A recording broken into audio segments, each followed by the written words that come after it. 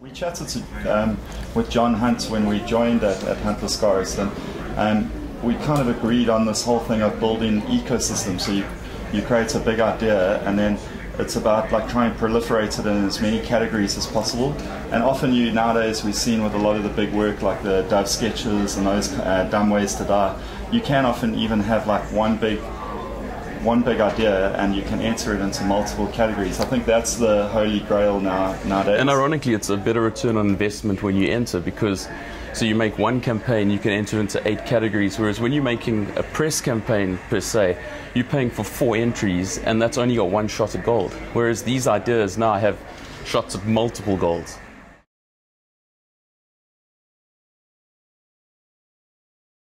Firstly, I have to say we've got a bunch of really, really good creatives at the agency, and that I think we're as good as the teams we've got working with us. So that's the first thing. The other thing, I think we get the guys, we give them the tools to go do what they do, and then we at the end we just like get quite involved in just giving it that final finesse, But we always talk about the bar, and you've got to make work that's above that bar. You can never predict the outcome of an award show, but if you consistently make work that you believe is just sitting above the rest, something's going to come through for you.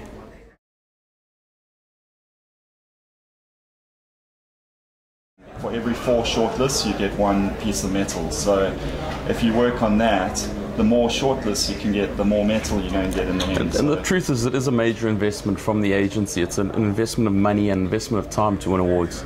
So you need to dedicate a lot of effort and a lot of passion to do it.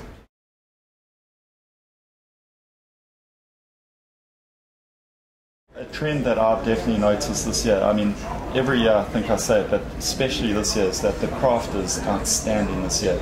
And Dumb Ways to Die, I mean, that song is amazing content. It's like such a downloaded piece on iTunes. But then you look at the illustrations, how beautiful they've done, and they've made posters out of it, which is that ecosystem we're talking about. But I really think that the craft nowadays is more important, more than ever. Last year in Cannes, or the year before, I remember John Hegarty saying ideas 80% and execution is 80%, which is actually true nowadays. It's you need. But I think that is a good trend to follow. I always worry about people saying, well, what was the trend in Cannes this year? So I could say on radio, songs seem to be winning, and there were quite a few songs that came through. And there's a risk of following trends. We shouldn't follow trends necessarily, but rather make a trend. Yeah.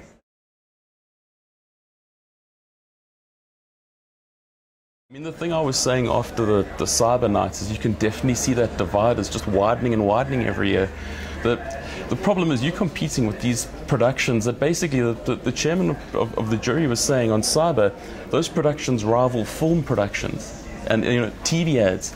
So when we do Cyber, we're doing it on such a lower level because of the low bandwidth that I think we just need to be more nimble and more smart. That's the only way we're going to keep up. I was quite disappointed for Chris Scott. I thought the VW Street Quest piece was that piece that was going to break our little Cyber drought. And it's done well in the other shows. It has, and what Chris is doing is, I think he is probably definitely at the forefront of merging great big ideas with technology, and that's the secret. And I think he's kind of cracked that model, and he's leading the way for all of us. So I really had my fingers crossed for that to come through, and I'm disappointed it didn't.